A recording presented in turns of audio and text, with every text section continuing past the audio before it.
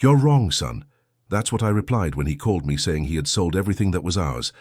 Everything I built with the sweat of my brow for over 50 years, including my late wife's grave.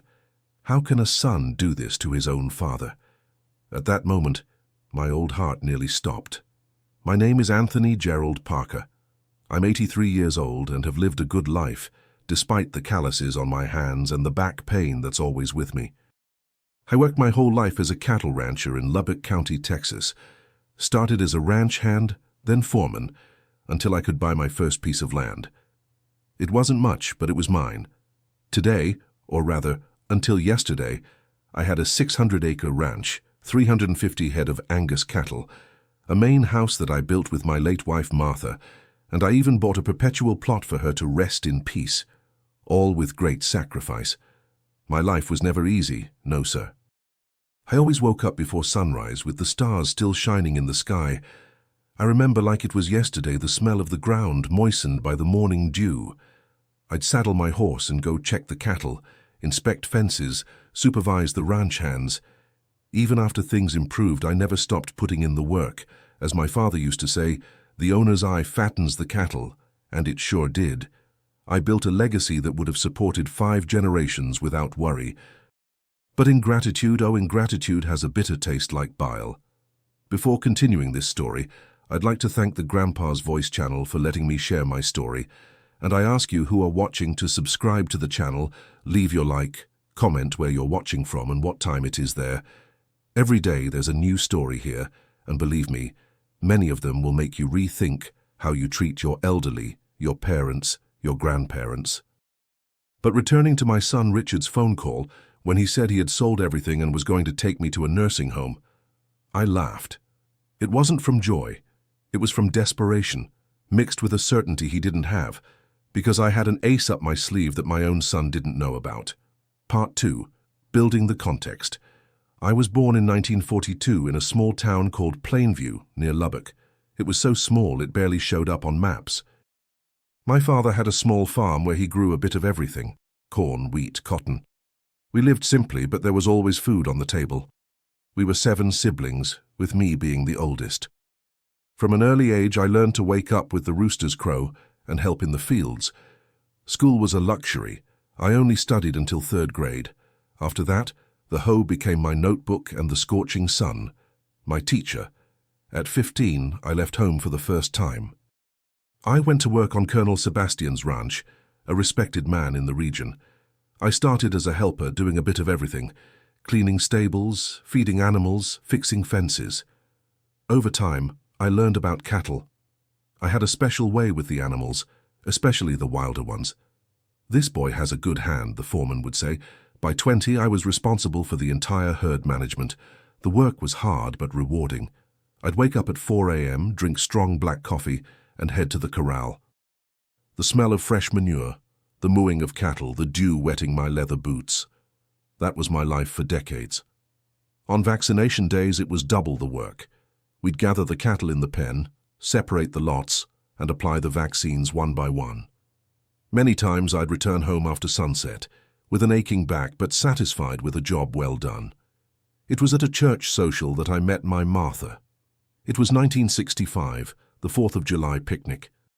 She had hair black as night, honey-colored eyes, and a smile that lit up the whole grounds. Daughter of German immigrants, she had a strong temperament, but an even bigger heart. When I first saw her dancing in that yellow floral dress, I knew she was the one. We dated for a year, and in 1966 we married. Simple ceremony at the First Baptist Church, followed by a lunch in her parents' backyard. We didn't have much, but we had love and willingness to work. We started our life in a rented house in Lubbock. I had already gotten a job as foreman at the Good Hope Ranch. The owner, Mr. Atwood, was a fair man who valued good work. Martha soon became pregnant with our first son, Richard. Then came 2 more, Marianne and James. Raising 3 children on a foreman's salary wasn't easy, but we managed. Martha sewed for others, made homemade bread to sell, and still took care of the children with all her love. The sacrifices were many. I remember once when Richard, at 7, needed an appendectomy. We didn't have health insurance back then. I sold my only wristwatch and a radio that Mr. Atwood had given me to pay for the surgery. Another time, when Marianne needed braces, I saved for almost a year, even giving up my hand-rolled cigarettes, which were my only luxury. For James to go to college for agriculture, we sold a plot of land we had bought as an investment. I always put my children first. In 1980, the big opportunity came. Mr. Atwood was getting old and wanted to move to the city, closer to his children. He offered me the chance to buy part of his ranch, 125 acres, with easy payment. It was my dream coming true. Martha and I talked a lot, calculated every penny, and decided to take the risk. I signed the promissory note with my hand trembling with emotion. That land was now mine. I worked double. During the day, I took care of my piece of land, and at night, I still did contract work on other ranches. Martha started making cheeses and jams to sell at the county fair. The kids, now older, also helped after school. Richard, at 14, already knew everything about cattle. Marianne took care of the garden, and James helped with the accounting. He was always good with numbers. Gradually, we grew. In 1985, I bought another 75 acres from a neighbor. In 1990, another 150. The herd kept increasing. First 50 head, then 100, 200. We built a new main house with a wrap-around porch, just as Martha had always dreamed. We planted oak trees along the driveway, which looked beautiful when they grew tall. We bought our first tractor, then a pickup truck, and even a car for Martha to go into town. The sweat paid off. By 2010, we had a respected ranch in the region. The children had grown up. Richard married Denise, a girl from town, daughter of store owners. Marianne became a teacher and moved to Austin. James finished his agriculture degree and went to work for a multinational seed company in Dallas. The ranch became too big for just Martha and me, so I called Richard to be my partner. After all, one day, everything would be his and his siblings. That's when things started to change, very slowly, almost without me noticing. Richard and Denise began spending more time in town than on the ranch. When they showed up, it was always in a hurry, always talking about business and investments in town. "Dad, cattle ranching is a thing of the past. The future is in tech-driven agribusiness, in partnerships with big companies." I didn't understand much of these modern terms, but I trusted my son. After all, he had studied more than I had. In 2018, Martha fell ill. Cancer. It was as if the sky had collapsed on my head. We fought for 2 years, going back and forth to hospitals, doing expensive treatments. I sold part of the ranch to pay the medical bills, but I don't regret it. I'd do it all again for her. When she passed in 2020, I bought the best plot in the county cemetery. Martha deserves to rest like a queen, I thought. That's when the change in Richard became more evident. He barely appeared at his mother's funeral, stayed less than an hour and said he had an important meeting. That hurt worse than a slap in the face. After Martha was gone, the ranch felt too big just for me. The silence of the house at night was torment. I'd spend hours on the porch looking at the stars, remembering her. The oak trees we planted together bloomed that year like never before. It almost seemed like she was sending me a message from heaven. "Keep going, Anthony." Richard started showing up more at the ranch, but it wasn't because he missed his dad, no. I soon realized he had his eye on the property. "Dad, you're already in your 80s. You need to rest. Let me take care of business now." At first, I thought it was good. After all, I was indeed tired, my joints aching, my spine complaining from so much heavy work. But something in his look didn't leave me at ease. That same year, 2020, the pandemic came. The world turned upside down. We couldn't even visit relatives anymore. Going to town became a sacrifice. Richard said it was dangerous for me because of my age and offered to take care of everything. "You stay home.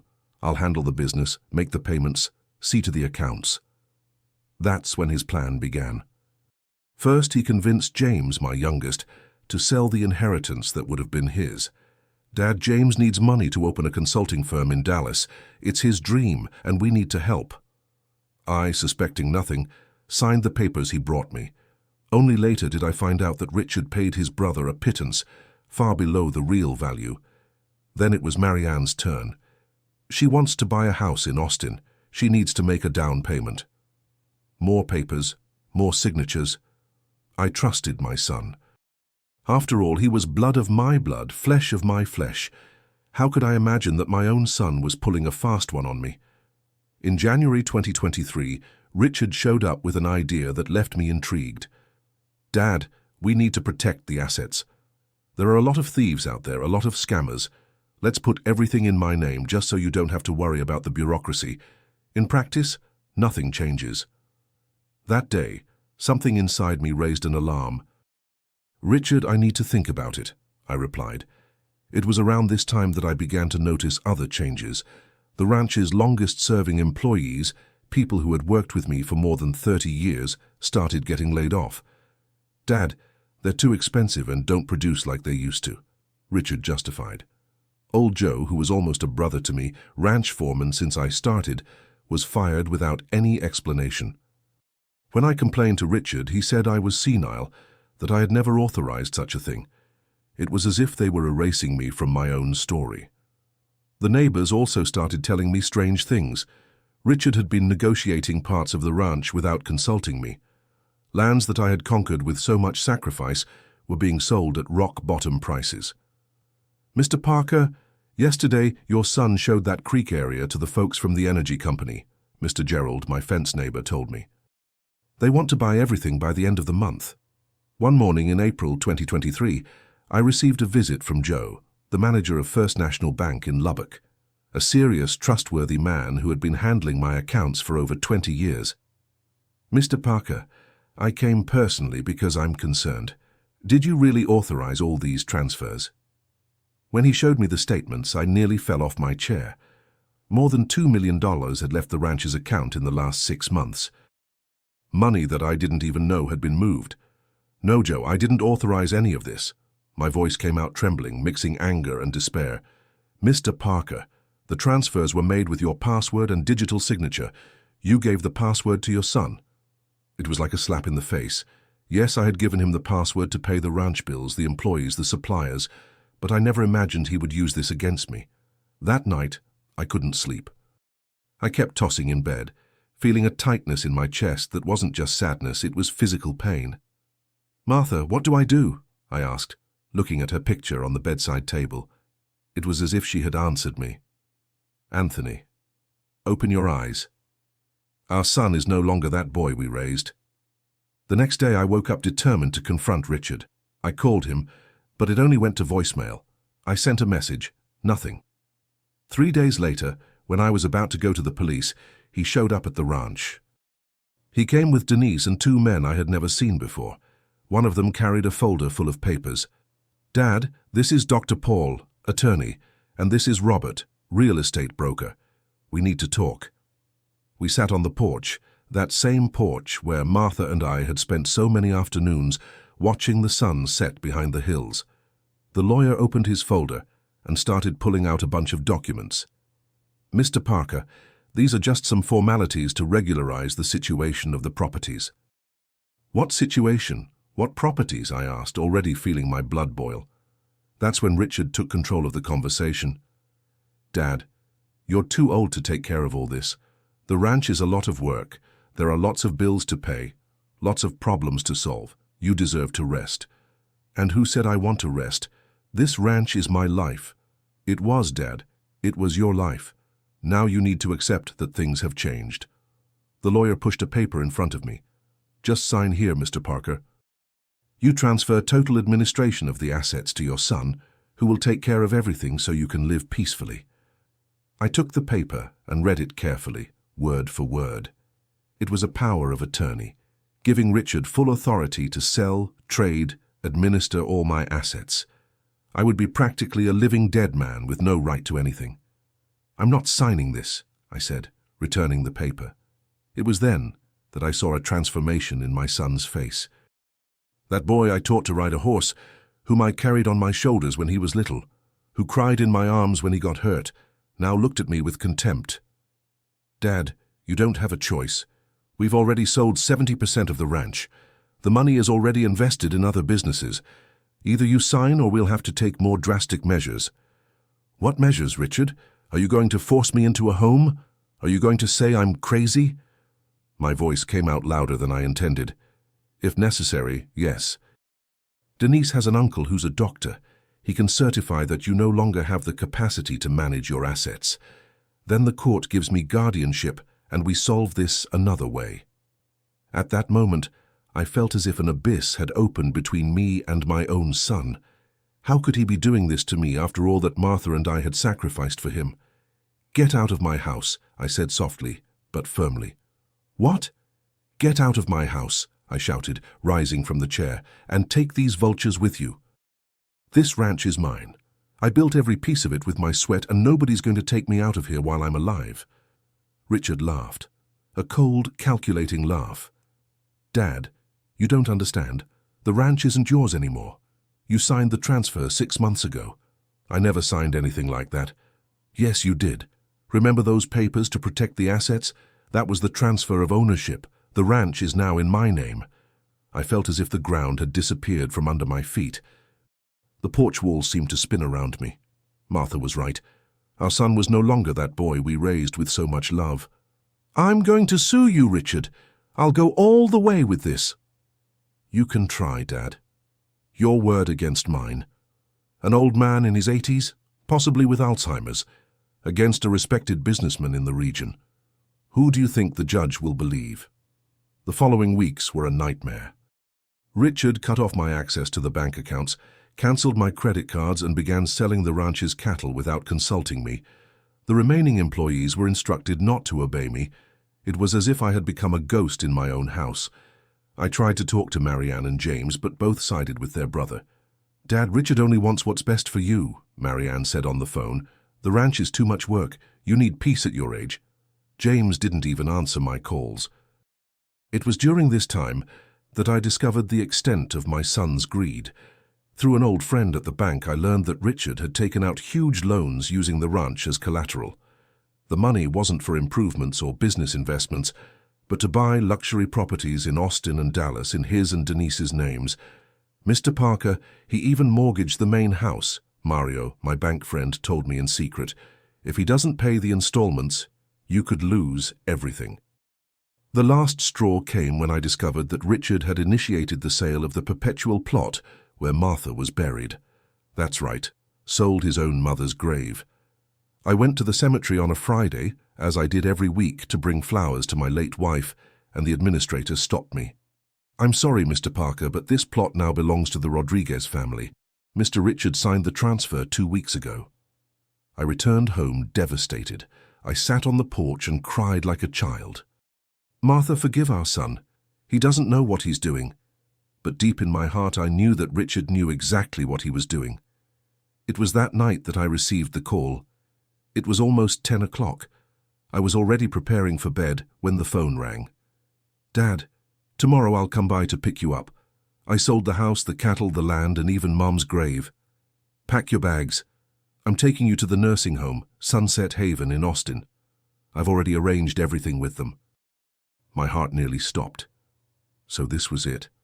After a lifetime of work, of sacrifices, of unconditional love, my fate was to end up in a nursing home, abandoned by my own son. That's when something inside me changed. It wasn't sadness or disappointment anymore. It was a fierce determination, a strength I didn't even know I still had. I laughed loudly with a guffaw that must have scared Richard on the other end of the line. "You're wrong, my son," I replied with a calmness that surprised even myself. "Because I have evidence against you that you would never imagine exists," I added, feeling a wave of satisfaction, imagining the look of surprise on Richard's face. The silence on the other end of the line confirmed that my words had hit home. When he finally spoke, his voice no longer had that arrogance from before. "What are you talking about, Dad? What deed?" "The original deed to the Lone Oak Ranch, signed by Mr. Atwood in 1980, and registered with the county clerk, the one that transfers the property to my name and cannot be sold or transferred without my signature verified by a notary public." "But I have a copy," stuttered Richard. "You have an altered copy, that's what you have. A forgery that won't stand up to a simple expert examination. And you know how I'm sure of this? Because when I bought this land from Mr. Atwood, he insisted on including a special clause handwritten in the margin of the document, a clause that said, "This land is as sacred as the sweat of those who work it." That phrase is in the original deed, which is very well kept, but not in your fake copies. I bet there's nothing like that in them. The silence on the other end of the line was deafening. I could even hear Richard's heavy breathing, calculating the size of the problem he had gotten himself into. "Besides," I continued, "I have recordings of all our conversations from the last few months, including this one now, where you admit to having sold your mother's grave and planning to force me into a nursing home." This part was a lie. I hadn't recorded anything, but I needed to buy time, make Richard back off while I put my plan into action. "Dad, let's talk properly. You misunderstood everything. I just want what's best for you." "My best interests? Selling the land I cultivated for 40 years? Selling your mother's grave, leaving me without a penny in my old age? Is that what you call wanting what's best for me?" "I can explain everything, Dad. Tomorrow we'll talk calmly." "No, Richard. Tomorrow I'll be busy. I have a meeting with my lawyer at 9 o'clock in the morning, and then I'm going to the police to file a complaint for fraud, document forgery, and attempted coercion. If you come here, you'll find the doors locked and the police waiting. You wouldn't do this to your own son." His voice was now almost a whisper. "No, Richard. The question is, how could you do this to your own father? Now excuse me, I need to rest. Tomorrow will be a long day." I hung up the phone, feeling my hands shake. Part of me was terrified by what I had just done. I had openly challenged my son, playing a risky bluff. But another part of me felt a strange relief, as if I had finally woken up from a nightmare. The truth is, I didn't have any deeds saved. The original document was in the ranch office safe, to which Richard certainly already had access. I also didn't have a lawyer or recordings. I was an 83-year-old man alone against my own son and his accomplices, but I had something they didn't have: loyal friends built over a lifetime of honest work. That same night I called old Joe, my former foreman, whom Richard had fired. "Joe, I need your help. It's urgent." "What do you think friends are for, Mr. Parker? Just say the word." I quickly explained the situation. Old Joe didn't seem surprised. "I already suspected your son was up to something. Since Mrs. Martha passed, he changed, got too ambitious. You can count on me, boss." Next, I called Joe, the bank manager. "Joe, remember that conversation we had about the suspicious transfers? I need your help to prove that I didn't authorize any of that." "Mr. Parker, it'll be difficult. The bank protocols, the digital signatures." "Joe, we've known each other for over 20 years. You know I would never authorize transfers of that size without consulting you personally. Let me tell you what's really happening." After hearing the whole story, Joe was silent for a few seconds. "I'll see what I can do, Mr. Parker. I can't promise anything, but I'll try. My last call was to Mrs. Cindy, the secretary at the county clerk's office. It was already past midnight, but I knew she usually stayed up late. "Mrs. Cindy, sorry for the hour. It's Anthony Parker." "Mr. Parker, is there a problem?" "Yes, Mrs. Cindy, and a big one. I need to verify if there's been any recent record of property transfer for my ranch." "Let me check the system. Yes, there's a record made 2 months ago." The Lone Oak Ranch was transferred to the name of Richard Parker. My heart tightened, but I was already expecting this. "And the signature? How was this transfer made?" "It has your digitized signature, Mr. Parker, and a notarization." "Mrs. Cindy, that signature is fake. I never signed that transfer, and you know very well that I always go to the office in person for any important document." The silence on the other end of the line made me apprehensive. "Mr. Parker, that's a very serious accusation. Document forgery is a crime." "I know, Mrs. Cindy, and that's exactly what my son did. I need your help to prove it." A few more seconds of silence. "Come to the office tomorrow at 8 o'clock before opening. Bring old documents with your signature. We'll compare." I spent the rest of the night awake, planning each step. At dawn, I gathered old documents, family photographs, cattle purchase receipts, anything that could prove the ranch was rightfully mine. I even found the original purchase contract signed by Mr. Atwood in 1980, which I kept in a box of memories along with Martha's photographs. At 7:30 in the morning, old Joe arrived with his old pickup to get me. We went first to the county clerk's office, where Mrs. Cindy was already waiting for us. Mr. Parker, I compared your signature on the old documents with the one on the transfer record. There are clear differences. Look at how the A is made and how the T is crossed. They're small details, but ones that an expert can easily identify. And what can we do now, Mrs. Cindy? I'll issue a certificate declaring that there's suspicion of document forgery and that the record is under review. This will prevent any new transfer or sale for at least 30 days. Enough time for you to file a lawsuit. From the clerk's office, we went straight to the office of Mr. Anderson, a retired lawyer who had been my friend for decades. Even though he no longer practiced, he knew exactly what needed to be done. Anthony, this is a classic case of family fraud. Unfortunately, it's more common than you might think. Children who take advantage of elderly parents forge or divert money. But you have something that most victims don't have: evidence and witnesses. Mr. Anderson drafted a petition right there requesting an injunction to block any transaction involving the ranch and my assets. He also prepared a criminal complaint for document forgery and fraud. We'll need an active lawyer to file this. I know the perfect young man, Mark Davis, son of my former partner. He specializes in family law and has experience with cases like yours. By 10 o'clock in the morning, we were already at Mark Davis's office, a young lawyer of about 35 but with a firm and determined look. Mr. Parker, we'll act quickly. Today I'll file the petitions. The county judge is Judge Paul Roberts, a serious man who doesn't tolerate this kind of scam. I'm sure he'll grant the injunction today. And how much does all this cost, Counselor? Because my son blocked my accounts. I don't have access to my money. Don't worry about that now. You can pay me when we recover your assets. Consider it my investment in justice. While Mr. Davis took care of the legal part, Joe, the bank manager, called me with news. Mr. Parker, I analyzed the access logs to your account. All the large transfers were made from the same IP, which doesn't correspond to your computer or cell phone. Additionally, some were made at times when, according to our camera records, you were physically in the branch dealing with other matters. It's clear evidence of unauthorized access. And what does that mean, Joe?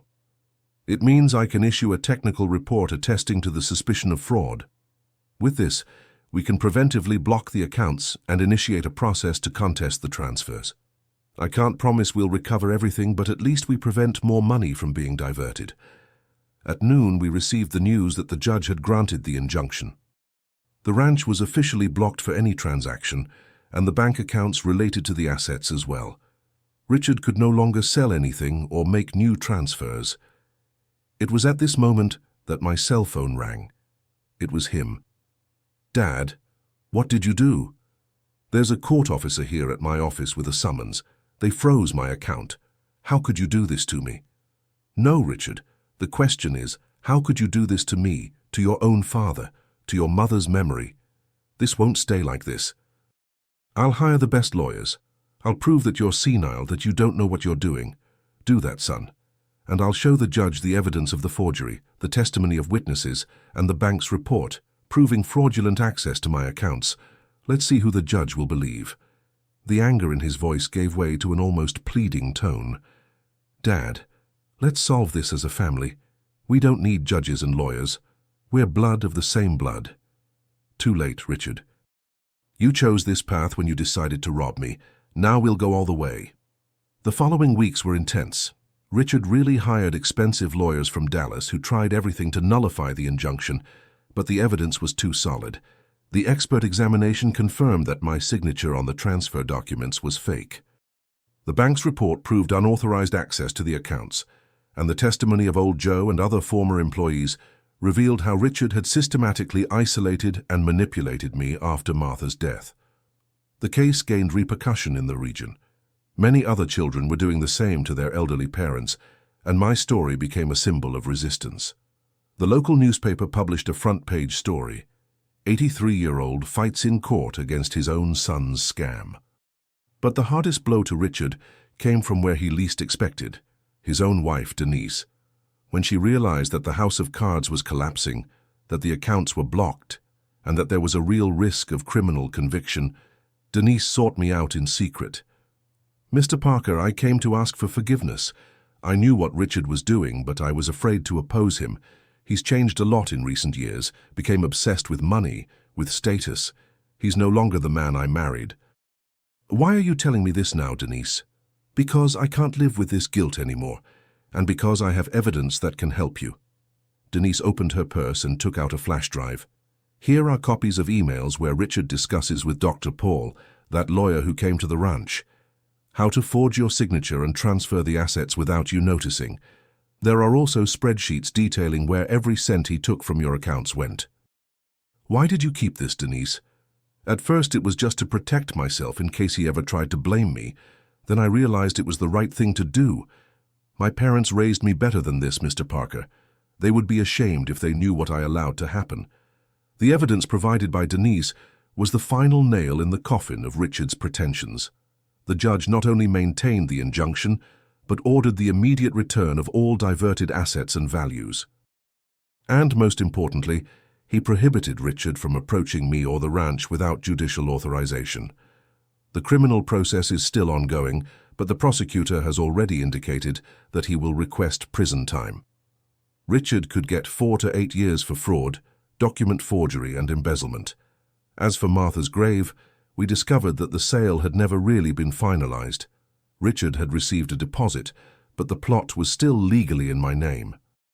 The Rodriguez family, when they heard the story, immediately gave up the purchase and even offered to testify on my behalf. The news of the judicial victory arrived on a June afternoon in 2023. I was on the porch of the ranch, watching the sunset, when Mr. Davis arrived with an envelope in his hand. "Mr. Parker, here is the final decision on the injunction." The judge determined the annulment of all fraudulent transfers, the full return of diverted values, and the maintenance of the property in your name, with a special clause that prevents any new transfer without judicial supervision. I received the document with trembling hands.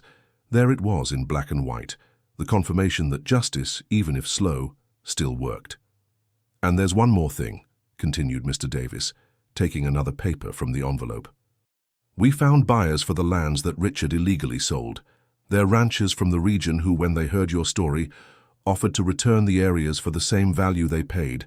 No profit, no speculation. Pure respect for a man who dedicated his life to the land. That night I slept peacefully for the first time in months. The next day I went to the cemetery to bring flowers to Martha. I sat next to her grave and told her everything that had happened. See, my old girl, we won. Our ranch is safe. Our work wasn't in vain." As I talked to her, I saw a yellow butterfly land on her headstone. I watched it for a few seconds, until it flew and landed on my shoulder. Martha always said that yellow butterflies were messengers of good news. "Message received, my love," I whispered, feeling a peace I hadn't felt since she left. The repercussion of the case caused waves that I could never have imagined. The judge determined that Richard return every cent, diverted with interest and monetary correction. The buyers who had acquired parts of the ranch in good faith were reimbursed by Richard himself, who had to sell the luxury properties he had bought in Austin and Dallas. Marianne and James, my other children, who had initially sided with their brother, came to see me, ashamed. "Dad, forgive us," said Marianne with tears in her eyes. "Richard convinced us that you were becoming senile, that it was better for everyone if he took over the business. We never imagined he was stealing from you." "And about the sale of your part of the inheritance, was that his idea too?" "He said you had agreed," explained James. "He even showed a document with your signature authorizing the sale. He said the money would be invested, and we would all benefit. We only discovered the truth when the case went to court." I looked at my 2 younger children, sitting in front of me like children who had just broken a vase. It was hard to know how much they really knew or suspected, but deep down, they were still my children. "What's done is done," I finally replied. "You believed your brother, and that's understandable. Family is for trusting. The problem is that Richard betrayed that trust." "Can you forgive us, Dad?" asked Marianne, holding my hand. "I've already forgiven you, daughter. but it will take time for trust to fully return. And what about Richard? Interrupted James. He's destroyed, Dad. Denise filed for divorce. His company is in tatters since clients discovered what he did, and he could end up in jail. That was his choice, James. Every choice has its consequence. The following week, I received a letter from Richard. It wasn't a request for forgiveness, as I might have expected, but a series of accusations and justifications. According to him, I always favored his siblings, never recognized his value, and everything he did was take what he deserved. I read the letter several times, trying to find in those bitter words some trace of the boy I raised with so much love, but I only found resentment and selfishness.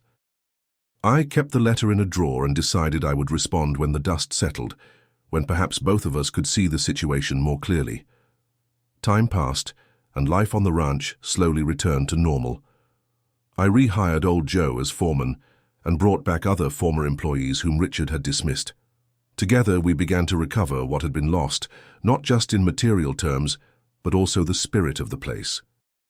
The neighbors who had distanced themselves during the period when Richard controlled everything returned to visiting the house. Sunday lunches on the porch, a tradition that Martha loved so much, were resumed.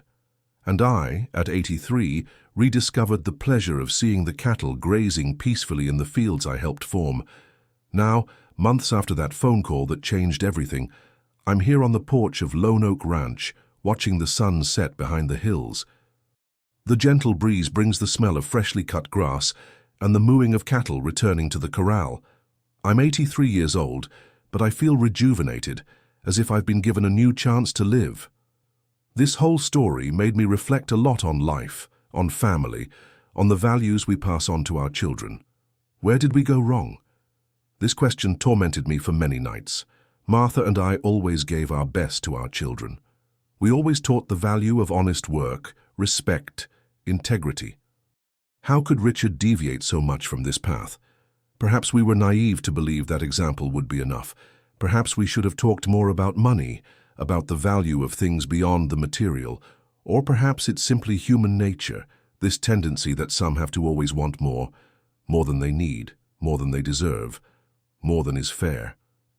What I know is that I can't blame myself eternally for my son's mistakes. He made his choices, and now he has to live with the consequences.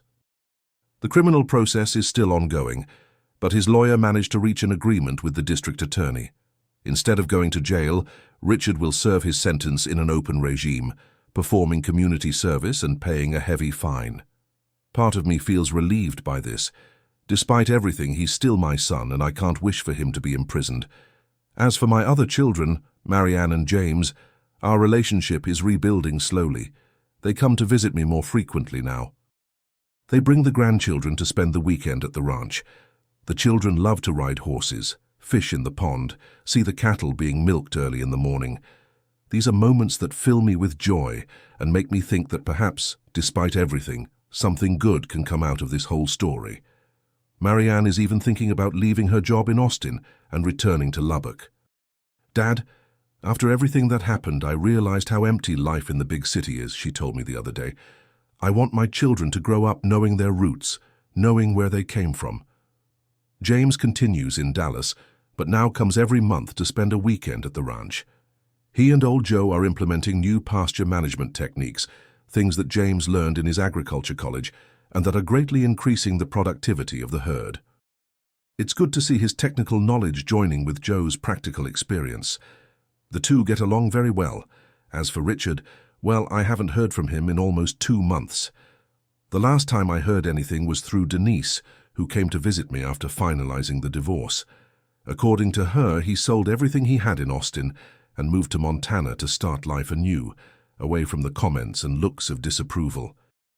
Part of me hopes that one day he will find peace and wisdom to understand the harm he caused and maybe come back to ask for forgiveness. The door will always be open, not for him to return to managing the ranch or having access to the assets, but so that we can perhaps rebuild some kind of relationship. Life has taught me that nothing is black and white. Richard did terrible things, but he was also a victim of his own greed, his own excessive ambition. As a father, I can't help but wonder if I could have done something different, if I could have noticed the signs earlier. But as Pastor Thomas told me, Mr. Parker, even God gave free will to his children, and look how many chose the wrong path. One of the most important lessons I took from this experience was about trust. Trusting is necessary. Living without trusting anyone is a sad and lonely existence, but trusting doesn't mean being naive. Even with family, perhaps especially with family, it's necessary to keep your eyes open, establish clear boundaries, document everything, not out of distrust, but out of prudence. Another lesson was about the importance of building a support network throughout life. If it weren't for old Joe from the bank, Mrs. Cindy from the clerk's office, Mr. Anderson, Mr.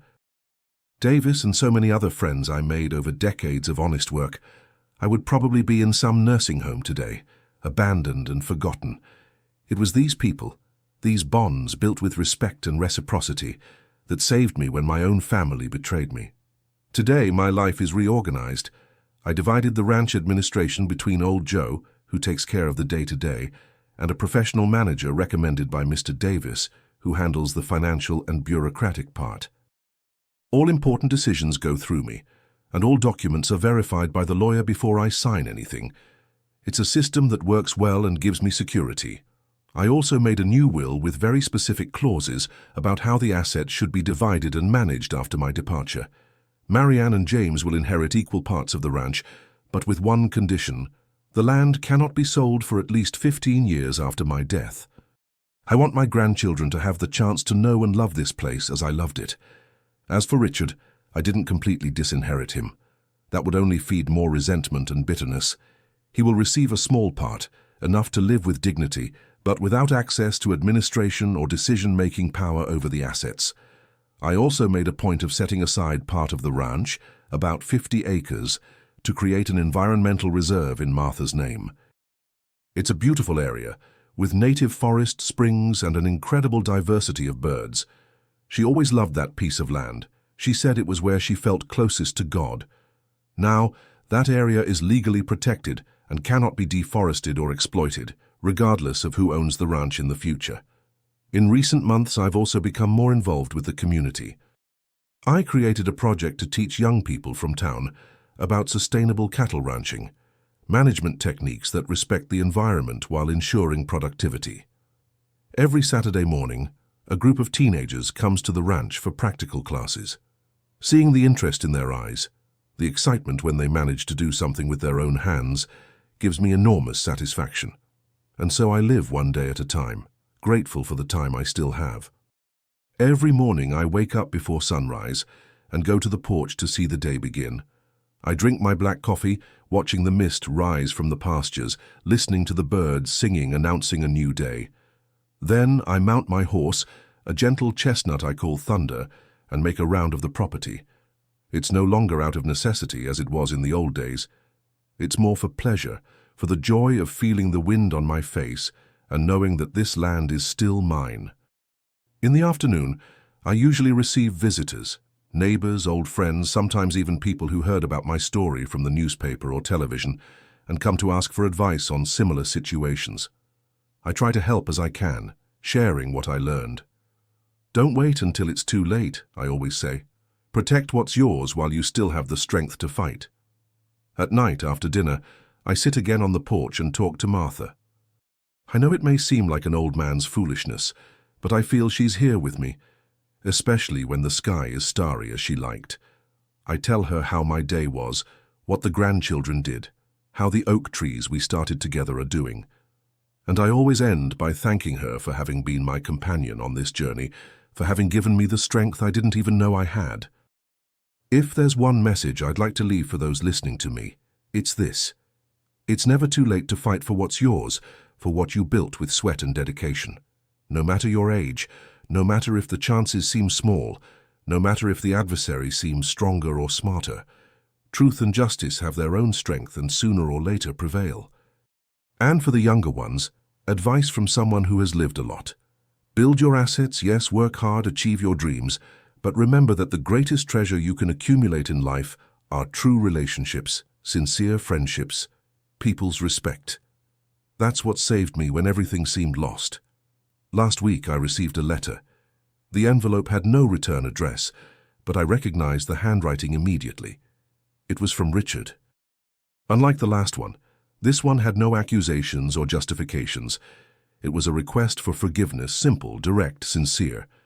Dad, I don't expect you to forgive me now. Maybe you never will. I just want you to know that I'm trying to change, trying to be the man that you and Mom raised me to be. One day, if you allow it, I'd like to look you in the eyes and ask for forgiveness in person. I haven't responded yet. I need time to process, to understand my own feelings. But I kept the letter with the family photographs, and that might be a sign that deep down there's still hope for reconciliation. Meanwhile, I continue my life, grateful for each new dawn, for each sunset I can contemplate from this porch, for each hug from my grandchildren, for each moo from the cattle returning to the corral. Life is made of ups and downs, of victories and defeats, of joys and sorrows. The important thing is not to give up, not to let yourself be overcome by discouragement or hopelessness.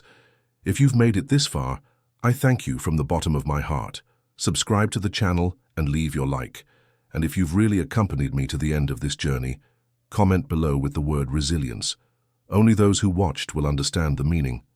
Thank you to the Grandpa's Voice channel for this opportunity to share my story. Who knows, maybe the next one will be even more similar to yours. A tight hug from this old man here, who learned that it's never too late to start over, never too late to fight for what's right.